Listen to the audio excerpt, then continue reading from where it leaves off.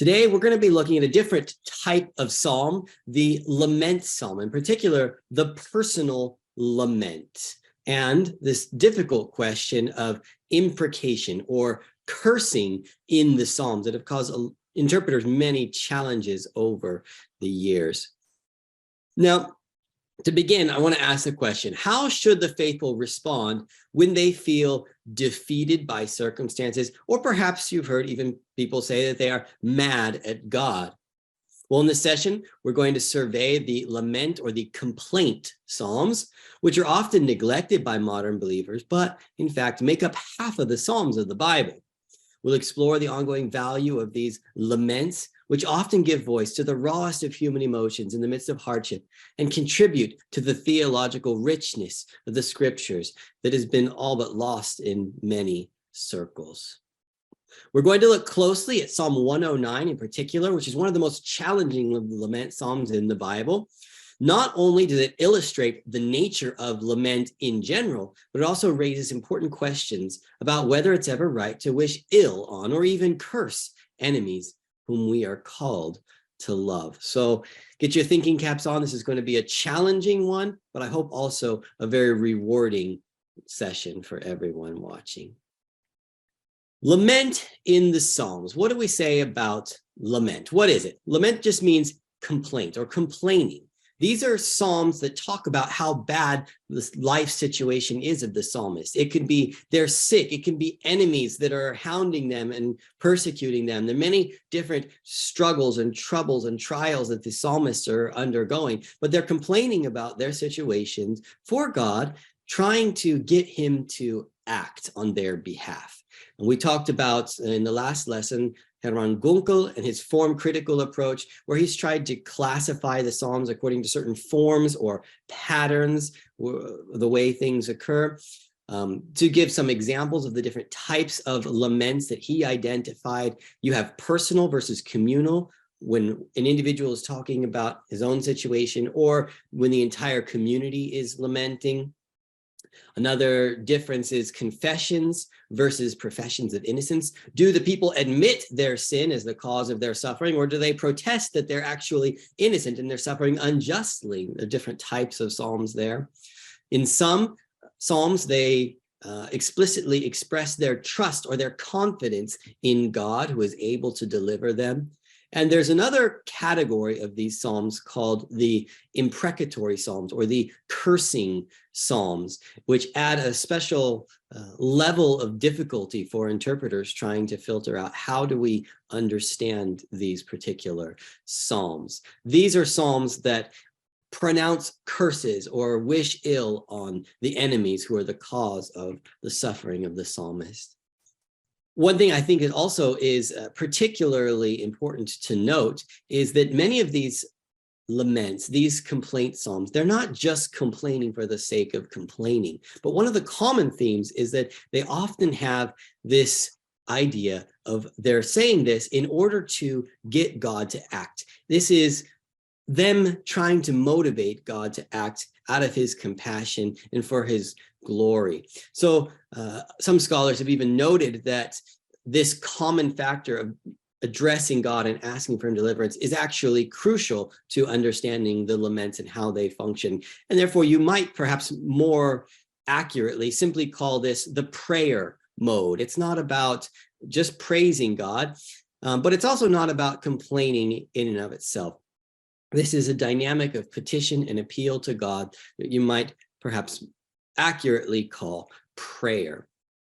Now, it's particularly interesting to note that these types of psalms, these lament, hard, complaining, difficult prayer psalms actually dominate in the first half of the book of Psalms. There are more of them in the Psalter. Overall, that's one of the biggest categories is laments, but particularly in the first half, they're quite common. In the latter half, you don't see them as much, but you still see these kind of things.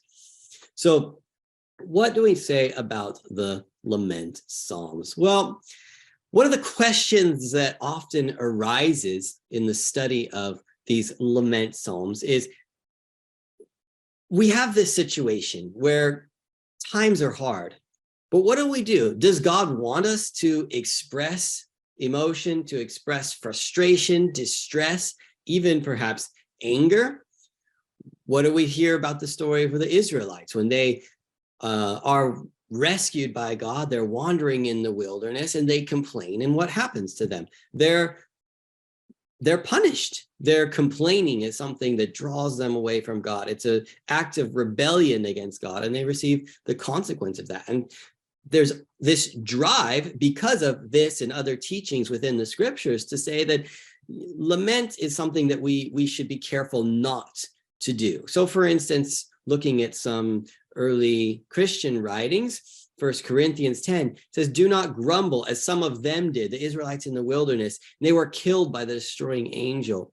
Philippians 2:14 says, do everything without grumbling or arguing, or some translations will say without grumbling or complaining.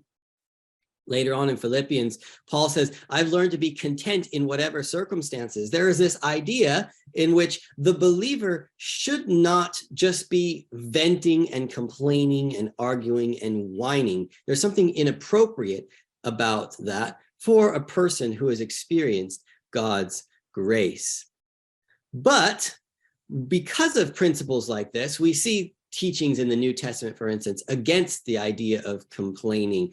And we also, in our culture, we have a tendency to be more positive thinking. We like the exalted, lofty praise, but it's a little uncomfortable for many of us to just go into wallowing in complaining. So because of this, many people have suggested that maybe lament is not the most appropriate. If they haven't explicitly said that, at least they have neglected to actually use these. And this is something that many scholars have pointed out recently, is that the church has largely lost the art of complaining, of lamenting. And these types of psalms rarely occur in liturgies, in sermons, and things like that. Instead, the church tends to neglect this side of the life of faith. What happens when the church does this, or believers fail to appreciate the significance and the usefulness of these laments? Well, we miss out on the theological richness of these psalms, which touch on a variety of emotions and experiences and the way people and God interact with each other and with situations. Also, we neglect the resources for dealing with the tough times in life. I mean, there are tough times.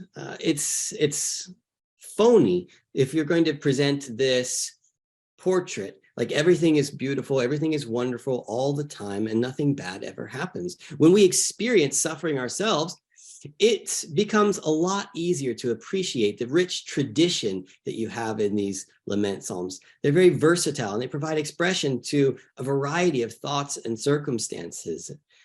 I think we need to learn that there is indeed a time to grieve.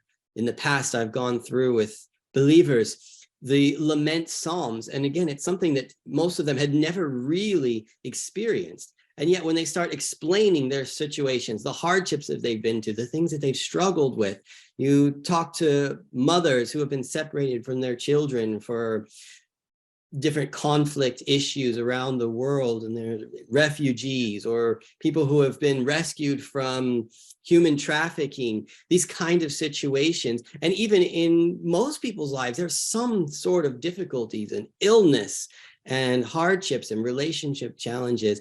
And we miss out on giving a theological foundation for handling these kind of situations when we ignore the very psalms that are designed to do this. Just an interesting example, back in the South before the Civil War in the United States, there was this move to evangelize the slave population. And yet the slave owners were quite worried that the gospel coming could be a bit of a problem for them. It could cause problems with the slaves who might be discontented by their situation and empowered by the gospel. And some missionaries believed that it was okay to just be selective and just teach certain parts of the scriptures to these slaves so that they would have permission from the slave owners to go to them. And they created, for instance, the Slave Bible, a famous edited version of the Bible that omits any negative references to slavery, liberation, or retribution, because they didn't want to incite rebellion. And tellingly, the lament psalms, among other things, were omitted from this particular version. But even there, the word of God could not be contained. And the full counsel of God eventually made it to these plantations, and it became deeply rooted. This lament tradition became deeply rooted in the African-American spirituals, the blues, gospel music, and indeed the tradition of the African-American church in the United States. There's something powerful about these, and if we neglect them, we do that to our own harm. John Goldingay, he's one of the premier evangelical commentators on the Psalms. He recounts the story how, as a young minister, he'd been pleased by a decision at a church council meeting to introduce a new prayer book that would mean fewer Psalms, that they would be used in worship. He recalls, quote, "Singing them seemed torturous and tiresome. My rector withered me across the room with a look at which he was expert, and he declared, 'One day, my boy, you will need the Psalms.' I'm only sorry that he didn't live long enough for me to acknowledge to him that he was right. The freedom in prayer modeled by the Psalms became important to me." And if you don't know, Goldingay's wife, Anne, was diagnosed with multiple sclerosis, and she suffered terribly. He explains, "I would get up in the middle of the night and cry out to God about it, and I recognized that I was praying in the manner of the protest Psalms." John Goldingay went on to become one of the most prominent evangelical commentators on the Psalms. His commentaries have influenced and blessed many people, and he's devoted a large part of his scholarly career to studying these Psalms. And you can see that when you study the text. There's something special about these. They're often ignored and neglected, but they're crucial parts of the life and faith experience of those who believe. So looking more specifically, not just laments in general, but let's narrow down on this smaller group of personal laments, the I Psalms, where there's an individual who complains about his or her situation.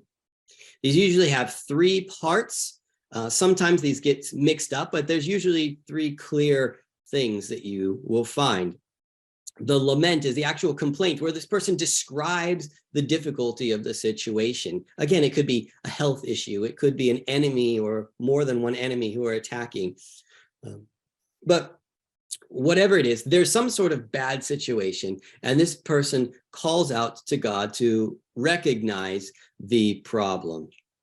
The next part is the entreaty, the prayer part, where this person isn't just, again, complaining for the sake of complaining. It's trying to motivate God by expressing the situation and asking God to intervene. And often there is an expression of confidence of a hearing.